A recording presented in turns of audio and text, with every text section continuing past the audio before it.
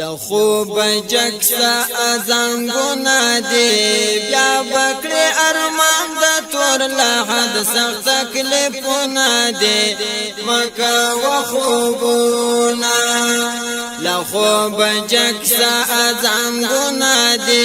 بیا بکڑی ارمان دا تور لحد سخت تکلیفونا دی نبی کریم صلی اللہ علیہ وسلم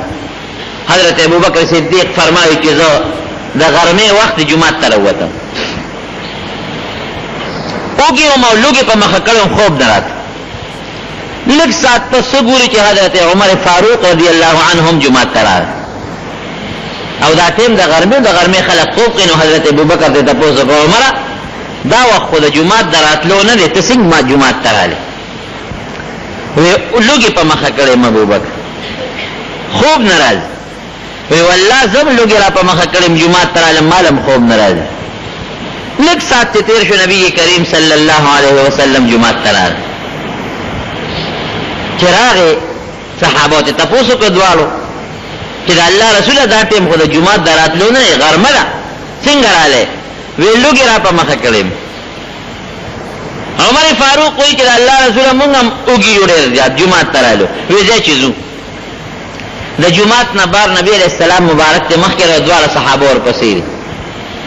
د حضرت ابو ایوب انصاری رضی الله عنه باغ دی په باغ کې کور دی د صحابه و باغو د کجورو باغونو او په هغه باغ کې به ځان له کوټه دوه جوړ کړو د باغ نه به دیوال تاو اوس مدینه شریفه کې د کجورو باغونه دي نو غیر چا پیره ته دیوالونه خلکو تو کړی افغانستان کې مدار رواج نو د باغ نه دیوال تاو دی پکې کوټه دا دروازه او ډبول هغه زمانہ داسې و چې د حجاب د پردې د آیتونه لانو نازل بیبي ول आवाज وکړو کې نبی علیہ السلام مبارک ورته خپل ځانیات کې ورانه نوځي دواله صحابه سره د نبی علیہ السلام نه بخت ورننه وتل مرګره دې شو وی هغه سه بار او تل اسوراش دی یو سوري تکینا استلو دې کې ابو ایوب انصاری رضی الله عنه ورانه وت ډیر زیات خوشاله شو نبی علیہ السلام تو ورترغار او بیا حضرت ابوبکر صدیق تا بیا حضرت عمر فاروق تا او پوښو نو یو خشته مزیدار سورې دی او دا بوټی لاندې پاغه کې وته صادر خور کو درې واړه پکې نو او بیا لاړ د کجوري یو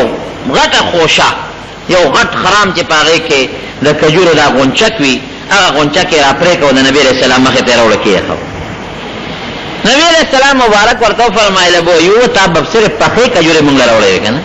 غونچک ته ولې ټول را پرې کا وې دا الله رسول جزال له پخپل غونډه کې که خوګیم پخې پخې دا عرب نیم پخته بصر وتوي نیمه کچنی مپخې دا لري خوګه کجوره نه غیر راخوخه نو تاسو خوخه دا الله رسول کله نیم پخته پکې خوخه وې که کچا پکې خوره اته پخې پکې خوره ځکه مې دا غونچک در لراوړ د خوګه او براوړې ځکه په مدینه منوره کې خوږې او په هغه زمانہ کې کمې وي دوه کویانو پکې یو يهودي راغ کړو حضرت عثمان رضی الله عنه داغه نه په بیا غشتو بیا عثمان ورته وای او دویم کوي چې د ابو طلحه رضی الله عنه په باغ کې بیروحا به وته د مدینه منورې جمعه ته مخامخ تا یو کوي سمشتا او غبل کوي د جمعه په ګیر دن راغلي دی هغه بن شوی په غیر پاسه جمعه فرش جوړ دی دا دو کویان خواگو نورم کویان پکی وزے پزے او خدا دو کویان مشهور کویان بیر بزاعا و بل نور کویان بیر ریس گن کویانو پکی نو دو پا مشک خواگیو بم روڑے وے نو زر آغا مشک ویزان که یو اونتا او آغا خلی ولوس پردو داغین لوخ دکا و خواگیو بی نبی علیہ السلام مبارک باندے اس کلے پا ابو بکر و پا عمر رضی اللہ عنہما او بیا فورن چڑیتے گوتے کڑے او پکانی راہ کا نبی علیہ السلام کو پیشو کہ دیکھو خامخ او سارویل علی رسول اللہ مبارک ور آواز ورکو ورته وی ابو ایوبا ګورې ته خو مونږ له ذبحه کې خو پام کوه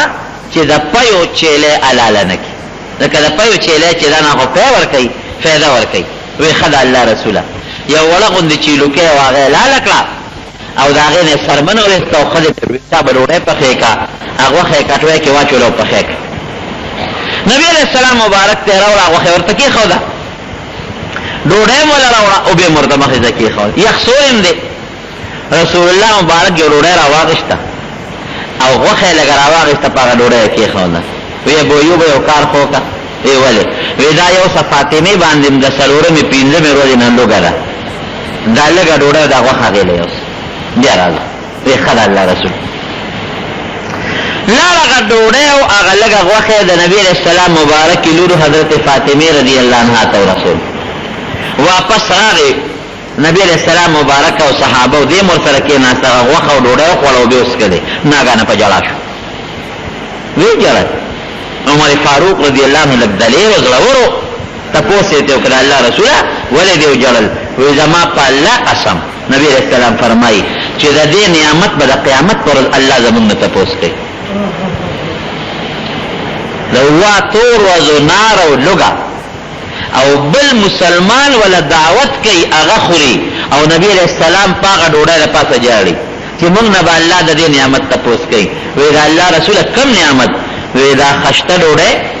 او خشته خوږې اوبه او یخ سورې، دا درې نعمتونه موږ نه به الله تپوس کوي. صحابه پړچېدو شو، لاس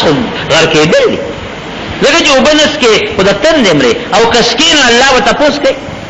ډوډۍ که نه خورې خو د لوږې مرې او که خورې نو الله به تپوس کوي. یخ سوری ته که نه کېنې خو د ګرمۍ نه مرې او که یخ سوری ته کېنې الله به تپوس کوي. دا خو ډېره ګرانه شوه الله رسوله. نبی علیہ السلام مبارک جواب کې وفرمایل ډېر احسانه کړه. وی ښه چې د داسې نعمت نه مخکې یو سړی ووایي بسم الله،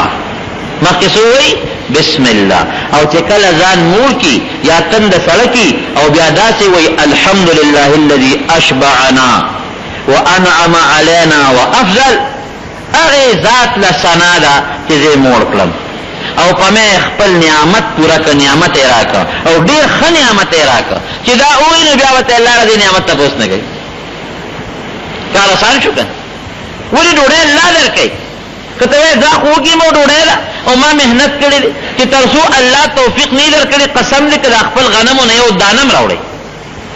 ګلی در باندې الله راورولی شي اوبه در باندې وچولی شي بل افت راوستی شي. یخې اوبه کله کله چې دا ګرمي شي او سخته شي دا اوبه په دې کوي کې